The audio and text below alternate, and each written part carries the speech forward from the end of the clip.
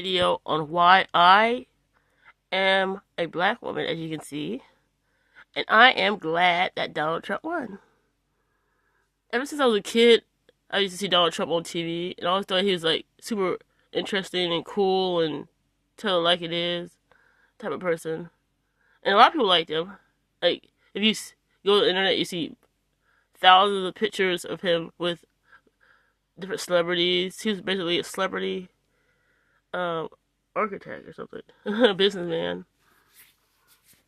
He's not an architect, but a businessman. So I know he built a lot of buildings and stuff like Trump Tower, which I've actually been inside in New York City, and he did a lot of things. I know he had some failed businesses though, but I used to watch him on different talk shows like Larry King and Oprah Winfrey and a whole bunch of other shows.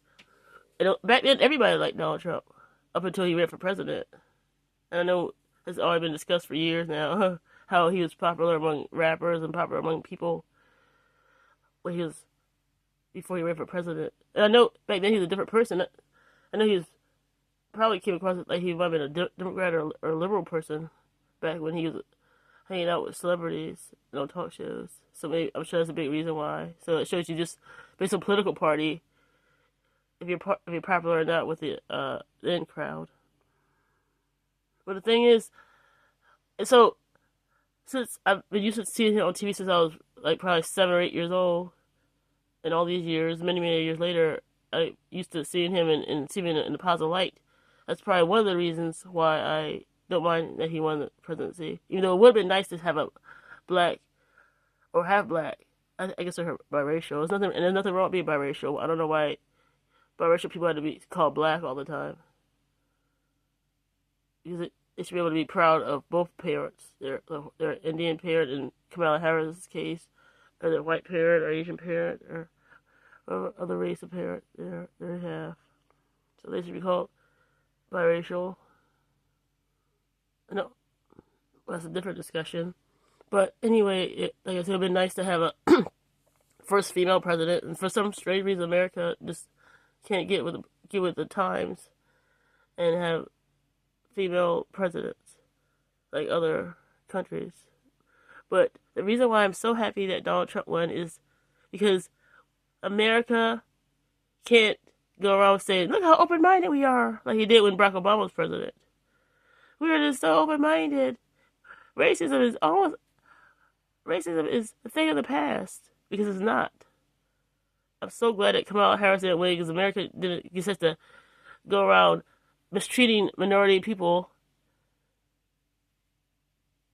especially black people. I'm sorry, we're not supposed to say that out loud. That black people are still mistreated because we've been in this country for a long time, and things haven't changed for us. I'm going through incident myself that let me know that racism is not over at all. It's just been hidden for a long time. So I don't know.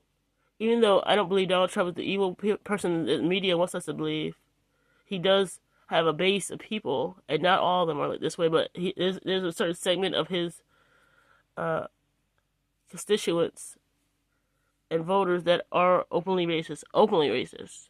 Because I think America has a race problem, period, no matter what party affiliation people are with. Is that maybe one party's people are more likely to be openly racist, while the other party's people are more likely to be hidden racist. So that's why I'm glad that Kamala Harris didn't win, because then America can say, look how open-minded we are, look how unracist we are. We have a biracial, and they would call her black woman president. So therefore, when you or when you as a black person is experiencing racism, it's just in your head. Because look, we have a black woman as a president, and we're the first country that's not black to have a black female president. So we can't be racist. We are utopia now. And I'm so glad that America doesn't consist to do that.